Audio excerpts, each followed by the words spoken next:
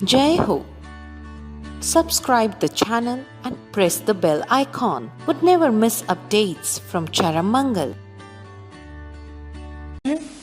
कि law of attraction कहता है कि आपके पास में जैसे डिजायर्स है, आप उस डिजायर्स के अकॉर्डिंग चीज़ों को अट्रैक्ट करते हो। दूसरी तरफ आपने ऐसा सिखाया कि अगर डिजायर लेस हो जाओ तो आप मुक्त होते हो, इस अट्रैक्शन की सारे घटनाक्रम से मुक्त हो सकते हो। पर अगर कोई व्यक्ति सोसाइटी में रह रहा हो और अपने डिजायर लेस होने की बात सोचे तो वो सोसाइटी को कहीं ना कहीं परेशान करेगा, उसके परिवार वालों को परेशान करेगा। तो ऐसे में वो व्यक्ति क्या करे? और सेकंड आपका क्वेश्चन है कि साधु लोग क्या होते हैं, डिजायरलेस हो जाते हैं या नहीं होते हैं, या डिजायर्स रखते हैं तो क्यों रखते हैं और नहीं उनको रखनी चाहिए कि नहीं रखनी चाहिए। ओके, तो आपका क्वेश्चन खुद के लिए भी, मतलब श्रावक समाज के लिए भी और साधु समाज के लिए भी है। पहली सिचुएशन समझे कि 3 तरह के दुनिया में लोग हैं। एक है बाल, फुल ऑफ डिजायर्स। बाल यानी बच्चा, है ना, बाल यानी अज्ञानी। महावीर भगवान की वाणी में इसको अज्ञानी को बाल कहा गया है। वो अज्ञानी को अज्ञानी नहीं कहते थे, वो कहते थे बाल है ये, मतलब अभी इमेच्योर है। तो इमेच्योर हमेशा फुल ऑफ डिजायर्स, और डिजायर्स भी कैसी? अभी रो रहा है बच्चा, खिलौना चाहिए खिलौना चाहिए खिलौना चाहिए। उसके सामने जैसे ही कुल्फी वाला आएगा तो खिलौना भूल जाएगा, बोले कुल्फी चाहिए कुल्फी चाहिए। और कुल्फी वाला गया, गुब्बारे वाला आ गया तो कहेगा गुब्बारा चाहिए गुब्बारा चाहिए। देखना हम सब भी शायद वही है ना, सामने लोग बदलते जाते हैं, हमारी इच्छाएं बदलती जाती है नहीं। तो दिस इज कॉल्ड बाल। The second type of person वो कहलाते हैं बाल पंडित, थोड़े मेच्योर थोड़े इमेच्योर। तीसरे होते हैं पंडित, they all are mature people. उनके अंदर डिजायर होती नहीं, कदाचित होती भी है तो वे उसके प्रति सहोश रहते हैं, क्योंकि वे मैच्योर लोग हैं, ज्ञानी लोग हैं, पंडित हैं। ओके, 3 तरह के लोग हैं। अब आप जो कह रहे हो कि कुछ लोग हैं full of desires, that is called बाल।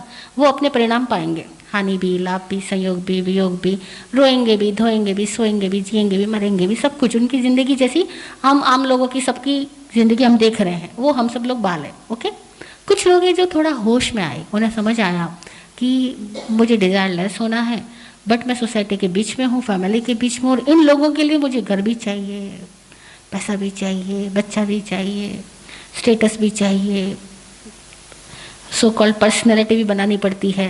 तो व्हाट शुड आई डू? ऐसे लोगों के लिए भगवान महावीर ने कोई मार्ग दिया है क्या? हाँ, दिया है।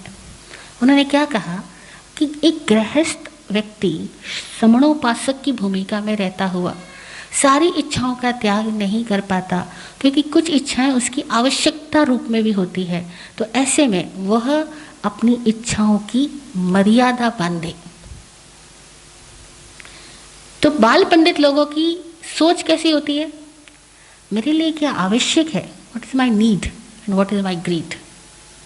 तो ग्रीड को हटाता जाता है और नीड को विवेक पूर्वक तरीके से फुलफिल करता जाता है। ठीक है ना? तो उसकी ज़िंदगी का तरीका बहुत सटल, बहुत विवेक पूर्वक होता है। वो ऐसा नहीं कि भोग को छोड़ बैठा है, लेकिन वो आवश्यक भोग ग्रहण करता है, अनावश्यक की कल्पना नहीं करता। जो नहीं मिला है उसकी सोच में परेशान नहीं होता, जो मिला है उसका अधिकतम अच्छी तरीके से उपयोग पूर्वक, विवेक पूर्वक वो जीने की कला सीखता है। वो है बाल पंडित की जिंदगी, एक समणोपासक की जिंदगी। तो उसके अंदर कदाचित डिजायर पैदा हो जाती है, तो उन डिजायर्स को फिल्टर करना जानता है। हम सबको क्या होना है? बाल तो नहीं रहना है ना। डिजायर्स होती है, ओके, बाल पंडित हो जाओ। डिजायर्स पैदा होना में भी कुछ हमारा बालक पैदा है अंदर, बचपन में बहुत सारी कुंठाएं रह गई थी, अभी तक पूरी नहीं कर पाए। ओके, अभी पैदा हो जाती है, मन कहता है अभी भी इस तरह से खेलूं, कूदूं, गाऊं, फिरूं, घूमूं। ओके, करो, लेकिन कैसे? मर्यादा, विवेक, है ना? तो वो विवेक एक व्यक्ति अपने में पैदा करने के लिए स्वाध्याय करे, सत्संग करे, और मैच्योर लोगों की वाणी को सुने, उनका एक्सपीरियंस को ले और अपने आप को राइट ट्रैक पे लेकर के चले। ओके, बाल पंडित। तीसरा है पंडित, जिसको हम साधु बोल रहे हैं, मतलब पंडित कि साधु बना है तो उसको तो मैच्योर होना चाहिए, और अगर वो मैच्योर है तो वो डिजायरलेस होगा। अगर वो डिजायरलेस है तो उसमें क्या मोक्ष की भी कामना होगी या नहीं होगी? देखो, अगर वो वाकई पंडित है तो मोक्ष की कामना भी नहीं रखता, तभी तो वो मुक्त होता है। और मोक्ष की भी कामना रखे तो अभी तक पूरा मैच्योर नहीं हुआ है। वो सभी मुक्ति भी भविष्य में नजर आ रही है, और जिसको मुक्ति भविष्य में नजर आ रही है उसको अभी तक मुक्ति का कॉन्सेप्ट ही समझ में नहीं आया। मुक्ति इस क्षण डिजायरलेस हो जाने में है, बस क्षण में है, और हर क्षण हो सकती है। लेकिन डिजायर्स में डिजायर्स पैदा ना हो ऐसा नहीं होता है, क्योंकि कहते ना पहले की जो चाबी भरी है वो तो गाड़ी चलाएगी ना, वो तो खिलौने को चलाएगी ना। तो पहले रेस दे चुके हो तो गाड़ी तो चलेगी।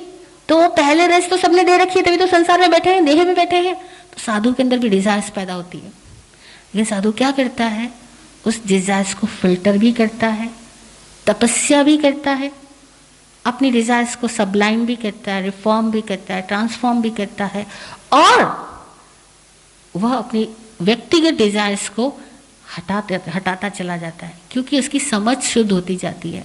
और धीरे धीरे समझ जितनी शुद्ध हो जाती है, उसकी डिजायर्स पैदा होना ही बंद हो जाती है। कदाचित कोई पिछली डिजायर पैदा हो जाती है तो उसके लिए वो अभिग्रह साधना करता है। तो साधुओं की अपनी एक उसके गुरु द्वारा दी गई उसको ट्रेनिंग होती है, जिससे वो सीखता है कि अगर मुझ में डिजायर पैदा हुई है तो मुझे इस डिजायर को कैसे फुलफिल करना है या डिस्कार्ड करना है। दोनों बातें, कुछ चीजें डिस्कार्ड की जाएगी और हो जाएगी। वो प्रतिक्रमण में बैठ के अपन वो सिरामी करेगा, कायोत्सक ध्यान में जाएगा और एक क्षण में उपस्थित हो जाएगा, तो बहुत सारे डिजायर्स के क्लाउड्स उसके अंदर से ऑटोमेटिकली दूर हो जाएंगे।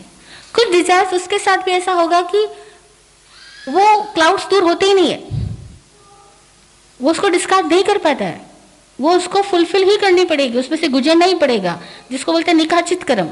तो उसके लिए उसके गुरु उसको पर्टिकुलर अलग तरह की साधनाएं देते हैं, वो उसमें से उसको गुजार के उसको मुक्त करते हैं। तो क्योंकि साधु भी एक पथ पे चल रहा है ना, और जब तक देह में है तब तक कहीं ना कहीं इच्छाओं का प्रकोप तो उसके साथ है ही, लेकिन वो उस चीज़ों को कैसे कैसे ट्रांसफॉर्म करता है, वो अपने गुरु और ज्ञानी के पास में रह करके इन बातों को सीखता हुआ जिंदगी जीता है। ओके, तो साधु की अपनी एक साधना होती है। फिर एक टाइम आता है कि वो पूर्णतः डिजायरलेस हो जाता है। तब क्या होता है, अस्तित्व चलाता है, चलता, खिलाता है, खाता है, बुलाता है तो बोलता है, नहीं तो अपनी ओर से वो कोई अपेक्षा रखता ही नहीं, कोई कॉलिंग नहीं करता, अपनी ओर से कॉलिंग करना बंद कर चुका होता है, अनारंभी हो जाता है। और ऐसा अनारंभी मुक्त हो जाता है। अपनी ओर से कॉलिंग करना बंद किया यानी अनारंभी हो गया, अब आरंभ नहीं करता है, वो मुक्त हो जाता है।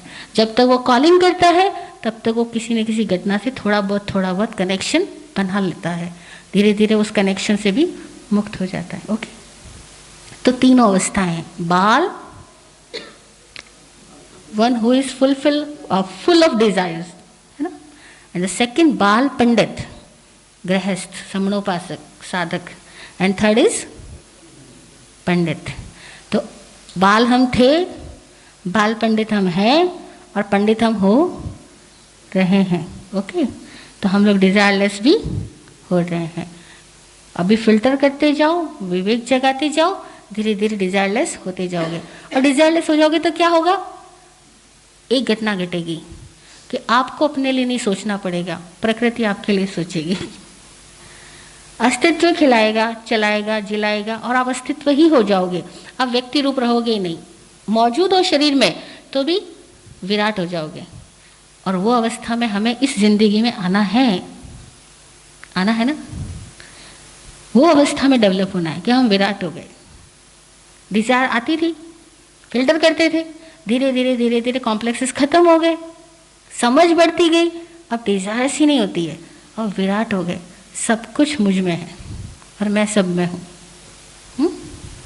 स्वामी राम क्या करते थे, सभी में सभी से परे मैं ही मैं हूँ, सभी में सभी से परे मैं ही मैं हूँ, मेरे अपने यहाँ कुछ नहीं है, मुझे मेरी मस्ती कहाँ लेके आई, मुझे मेरी मस्ती कहाँ लेके आई, जहाँ मेरे अपने सिवा कुछ नहीं है।